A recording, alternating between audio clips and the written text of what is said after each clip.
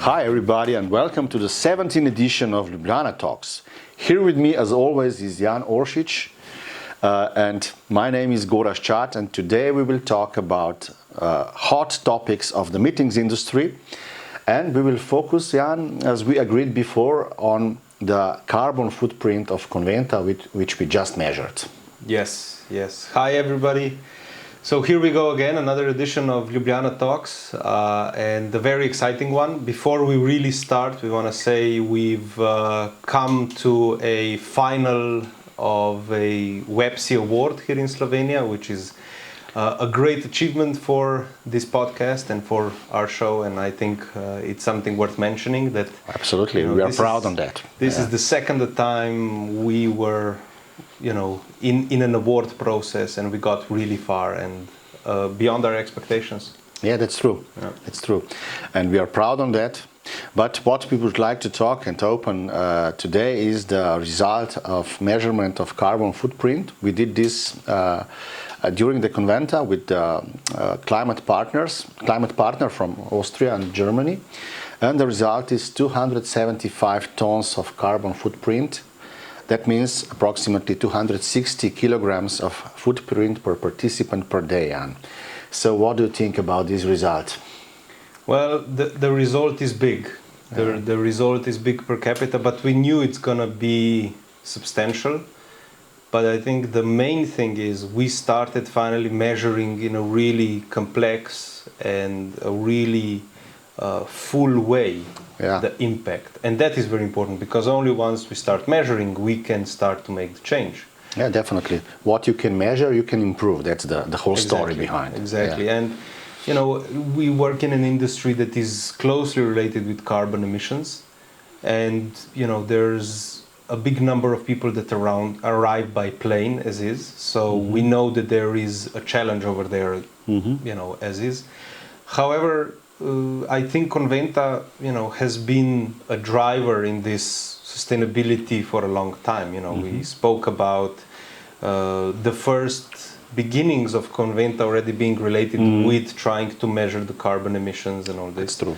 And when Marusha was still yes. your team, and now basically 10 years later we are finally there. So and yes, the partnership with an outside critical company, I think that's really the essence of it. I think so too, yeah.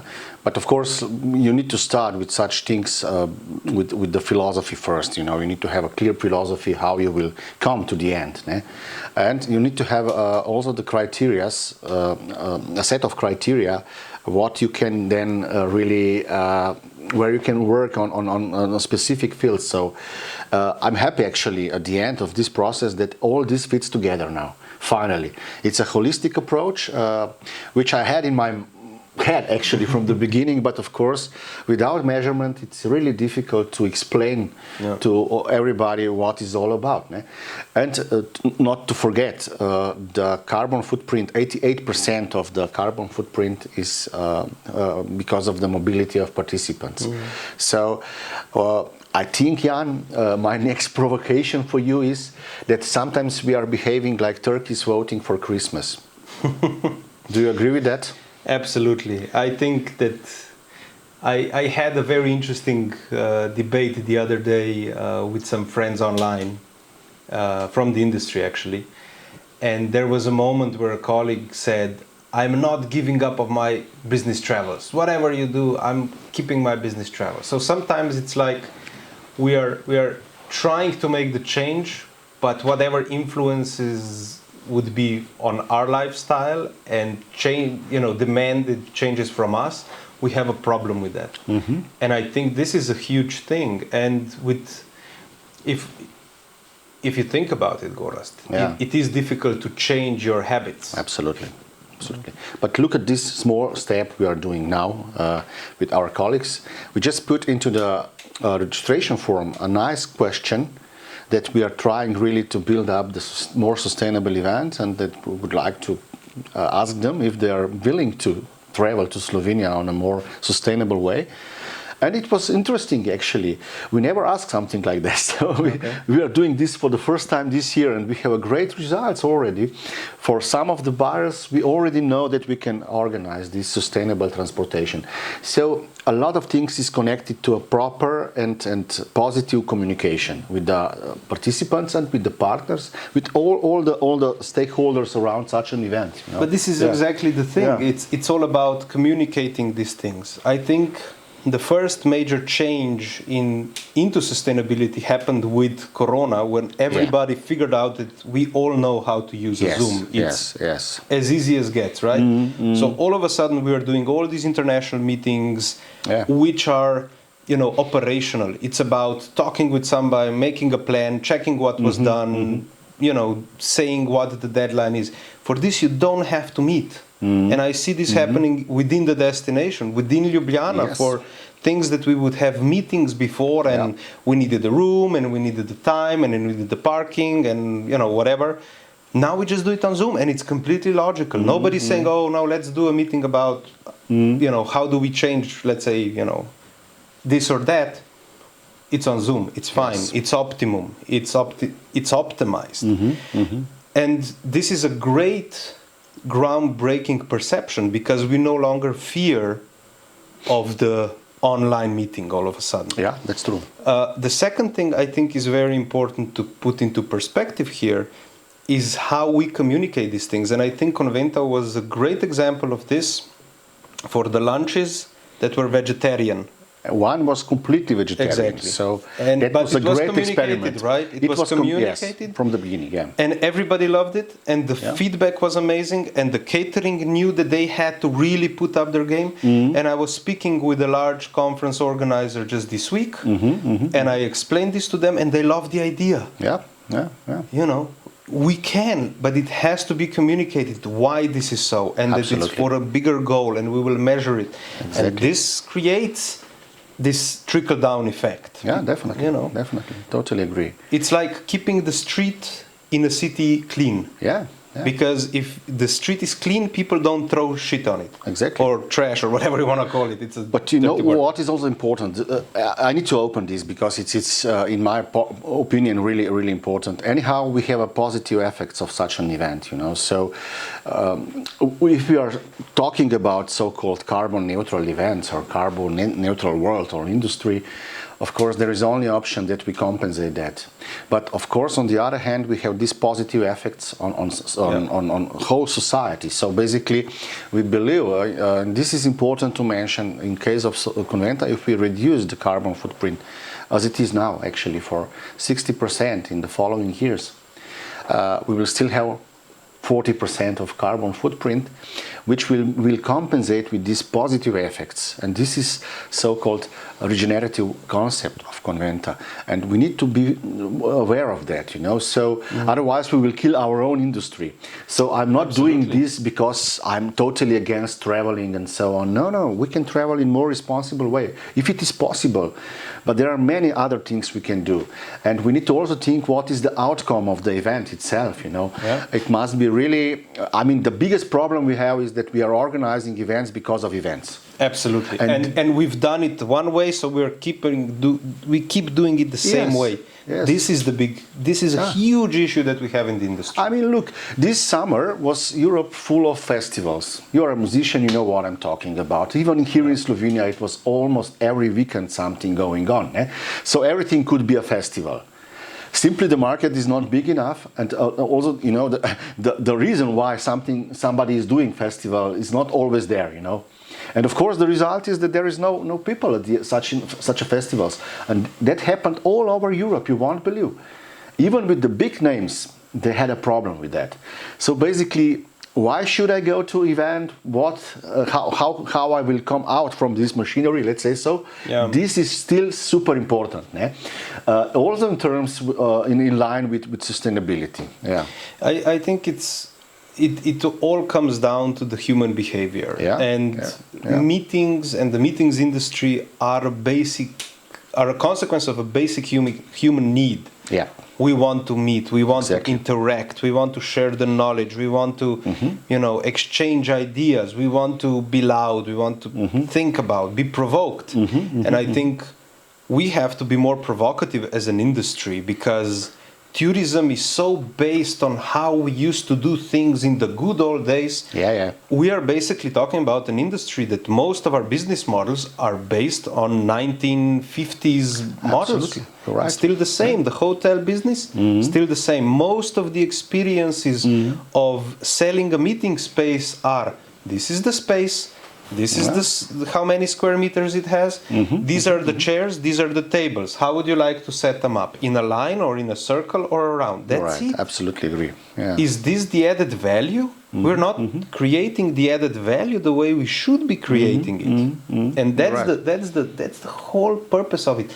You said Conventa creates this added value. Exactly. And by putting it in winter, it helps us as destination. Absolutely. To mitigate with the seasonality. We bring people in the time when also our suppliers are very happy that people come. We help the airline industry, we help the hotel industry, we help the whole infrastructure about it. Exactly, as you said, this is the whole point. This is the point. Yeah. But there is another angle of all these talks, as we are also receiving quite a lot of media messages every single day. I mentioned that to you before. Yeah. Greenwashing is a huge problem of our industry. So once again, I hope that you agree with me, and we never scream around Conventa about what we are doing. We never scream. We are green, green, green. That was a kind of DNK of our event. From the beginning, from 2019, we are famous because of these wooden crates, but we really believe that this is much better than any other solution, and so on and so on. But people saw just this visible thing. Now we finally also communicate, and everything is open. Everybody can use what we come out to. All the tools are available to everybody. This is important. This is the logic of sustainable development, that you also share what you learn during your process. But of course, we have this screaming now. We are green agency. We have a certificate of that and that, and that is a serious problem. And we need to talk openly also about that. I know it hurts sometimes, but that's why I wrote, I don't know how many articles about that. I covered almost everything. Yeah, I know. What is going on, from waste to I don't know, certificates, to name it. And I don't know how do you feel, Jan, about that? Yeah.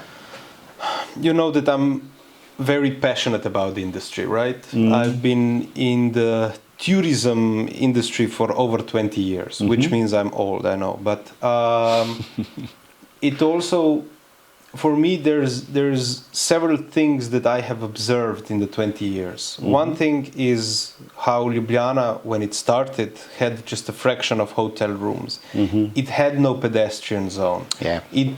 We were doing, in the summer the city was empty. And the concept of creating a destination that has some of the best living conditions in the world, that started to change the whole city. Yeah, that's true. Yeah. And it brought in the people. So we created a better environment, a better business environment, an environment where you have to walk all of a sudden and not drive by with the car, but the effects are incredible.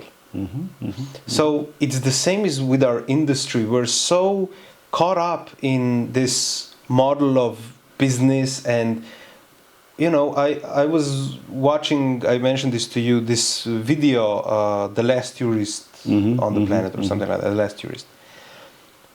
But it only touches on a few points. It doesn't touch on the key systemic issues that we have, because the solutions have to be systemic. We have to demand that things are done in a certain way, and not just saying, oh yeah, it works here, but it doesn't matter what happens in the other destination. We have to demand that we educate people.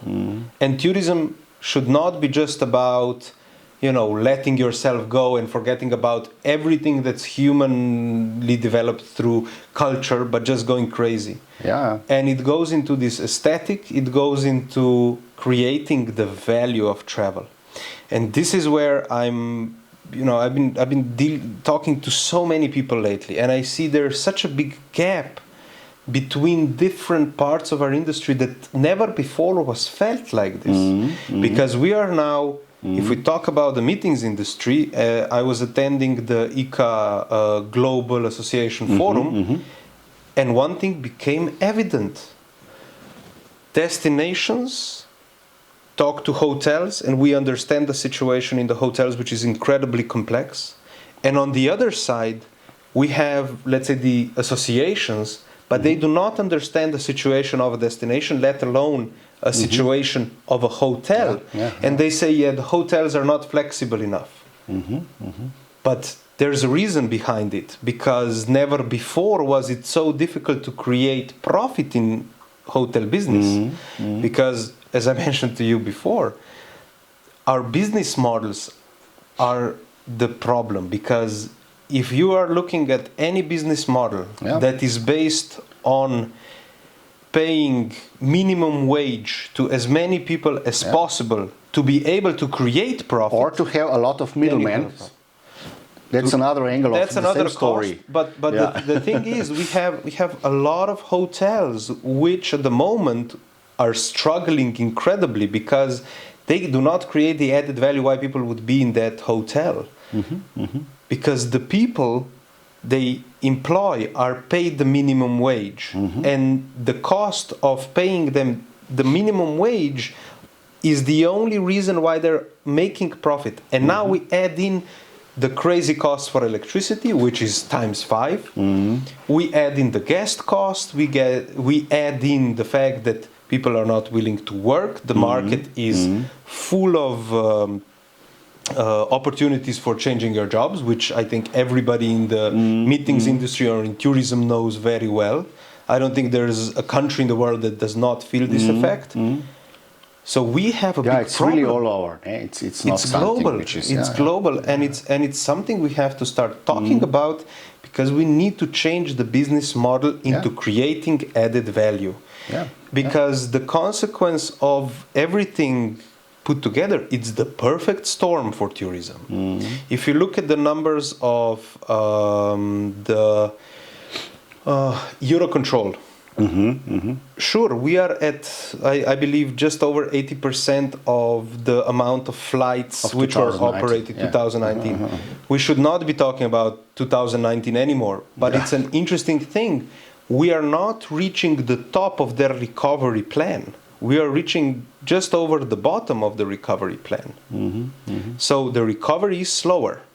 Sure, we have the crisis in Ukraine. We talked about this. We have the economic stability. We have the fear of COVID. We have all these things, and this is the perfect storm for the industry that we are working in and that we love. And I'm deeply concerned that not more of loud voices are raising these issues, because it will be painful at the end of this conversation otherwise. But coming to a completely technical part of the story, and in line with what you said, there are many things we can change easily. For example, in old Rome, they know how to create agora. And there was, of course, it depends on the time in history, but basically agora was the basic of our business. We need to actually go back to the roots and learn again, why are we here, why are we doing what we are doing. And absolutely, we can also learn how to do it in a more sustainable way and more logical way. This is where I'm really sometimes I'm not happy with the situation. And coming back to the old new, which is now going on. You were at that conference, of FICA, and today PCMA is going on in Vienna, and I follow some of the topics and so on. We should start to open new topics or new old topics again, not to talk about what you just said, about the number of flights, about the number of about this fear of the dark by hoteliers and so on. the core of this business is something different, né? So the core is different, yeah. but it's also about trying to do and practice what we preach. Yeah, yeah. I was incredibly critical. One of the first events that took place in our industry, we were invited for an event, an agora, the first time after 2 years. Everybody got there, and the room was nice little round tables of 10 people per table. There was a big stage. People were going on stage and talking about things that were completely as if nothing happened. Let me open one question or and discussion. that's not sustainable either. No. I mean, the most used format in the meetings industry are panels. So basically, these panels could be so boring that you can die listening to such a panel. You know, sometimes you have people in the panel who just say yes or no to the moderator. So I don't know what is your opinion about it. And when I open this with my colleagues or with organizers, wow, we need to have panel. Panel is great. Yes, it is great if it is moderated properly. But I mean, you know, I mean, it's a big can of worms we're opening up here. A lot. Yes. But let me answer to what you're asking me here. Do you like them or not? The panel can be great. Yeah. But the panel works if the audience gets to say and ask the panelists something. Bravo, I agree. I was at the panels where they said, oh, and we have now a minute for any questions. And I did not, I was burning with the question. But I said, a minute for me is not enough to even develop the idea that I'm basing my question upon. I have a different question, and that is, you know, one is the setup, one is the panel, but let's look at something else. Let's look at time. A human in average lives, well, we are men, let's say about 72, I think is our average age that we are aiming at here in Slovenia. And there's a minor discrepancy up or down. Now, every minute counts. Yeah. And in our industry, we are an industry of waiting. We are waiting for an email. We are waiting for a call. We are waiting for a bus. We are waiting for a plane. We are waiting for the client to come. We are waiting for the RFP. We are waiting for the answers from all of our partners. We are waiting for the answer from the RFP. We are getting another RFP out. We are waiting for that boring panel. And what we need to start talking about is valorizing the time. Yeah, definitely. Because we don't. I think we are one of few industry where it's completely normal that somebody works outside of their working time because it's necessary, because the company needs it, because the client demands it. Yeah. Demands it, really? I have a huge problem with the idea of going to B2C fairs because it means that you are sending somebody to stand on a stand and wait for someone to go there and ask them something random. Yeah. There's no purpose behind it. That's why for me the B2B concept is much more relevant. That's why actually B2B concept is so popular. But also inside that concept we have a big problem actually, you know. So and it's but this is probably not for today's discussion. But yeah, I mean. But it's sustainability. It's about sustainability. This is sustainability because, and I'll tell you, it was a big debate. How do you respect participants? This is the whole point. Exactly, but it's also about doing your job. Yeah. And at the ICA Forum in Lausanne, which was a great event, this topic was raised. And it was raised in a way that perhaps it was not planned, but basically... So you raised it, or... Okay. But it was amazing how the room changed immediately because what, pro et contra or no, it became alive because again it was a panel, right? And this is a different way of looking at sustainability. It's not just about the paper, it's not about the plastic, it's not about the gasoline or kerosene.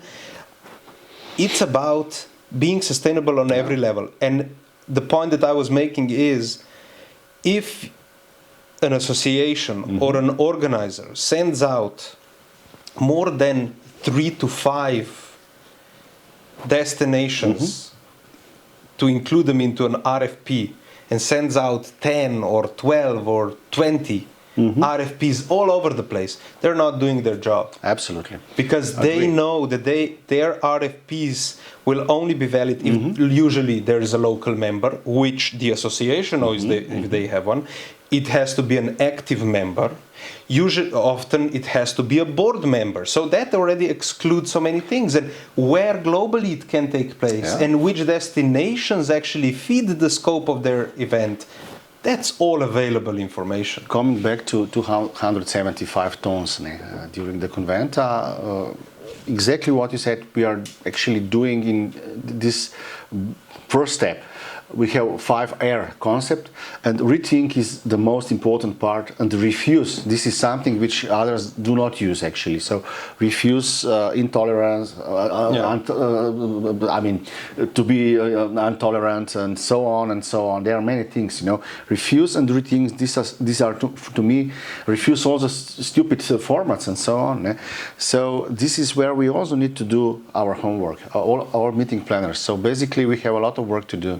Sustainability and measurement we are talking about is not just about now, I don't know, how to again moving people from A to B on a more sustainable way, but it's a whole philosophy. But look I think Conventa is a great example of a concept of an event that broke the ice.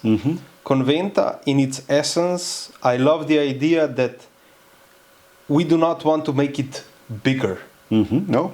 We don't want it to be a 500 or 1,000 event. No. Because it loses its essence. Exactly. It was the first such an event that would actually have the possibility that you would go on lunch and you meet the same people you would have the meeting with before. You would go to dinner and you would talk to them again.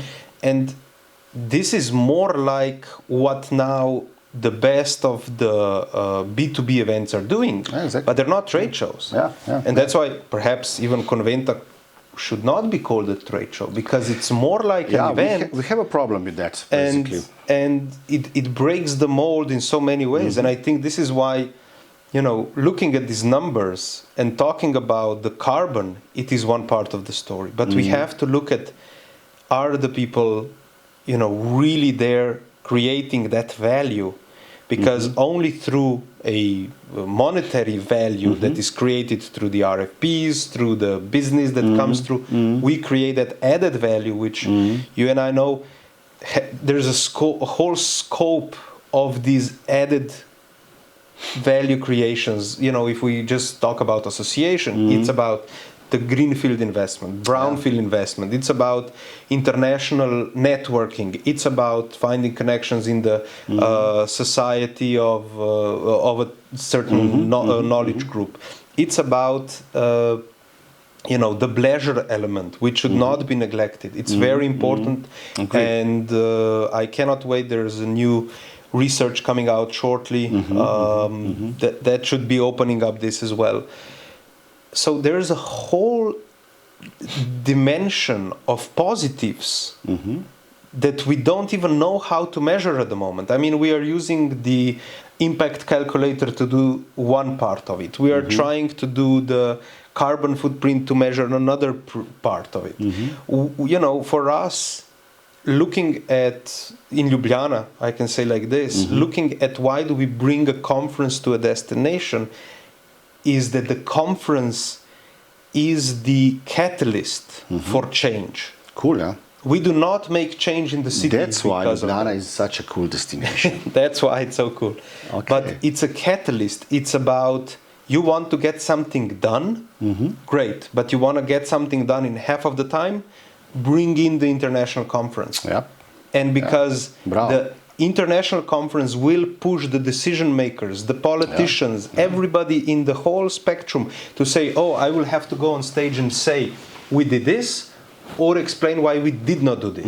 And for the Velocity conference, for instance, that we had this year, which is a great example also of many of things related with sustainability, you know, over 50 new kilometers of bicycle lanes, over 1,000 new bicycle stands, and also a new bicycle electric scheme was launched there. If this did not happen this year, we would probably have the same, but in another 2 or 3 years. Also, yesterday's conference we co-organized with the Ministry of Infrastructure in Kran was actually the result of Velocity somehow. Ne? Although it's a European project behind, but the community you created during the event in Ljubljana, now it was yesterday on the first Slovenian cycling conference. So it was really a kind of bunch of people, you know, with the same mindset and totally crazy about sustainable movement. And I was impressed. I was really impressed by what they are doing, and that's the legacy. It's a legacy thing. It's amazing. It's really amazing, and as you can feel, this is what our business is about. Eh? Guys, thanks really for watching us. I mean, we ran out of time, Jan. As always, you know, the things started moving, and we want more. But write to us below in the comments if you have any comments on whatever we discussed. If you would like us to open up further discussions about this, and of course to invite any of the guests. Yes. To Ljubljana Talks, and thank you very much. Maybe one more thing, go back if you are crazy about Metaverse.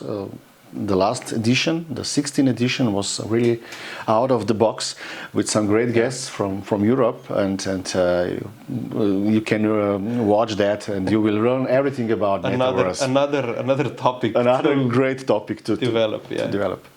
See you soon. Thank you. Thank you.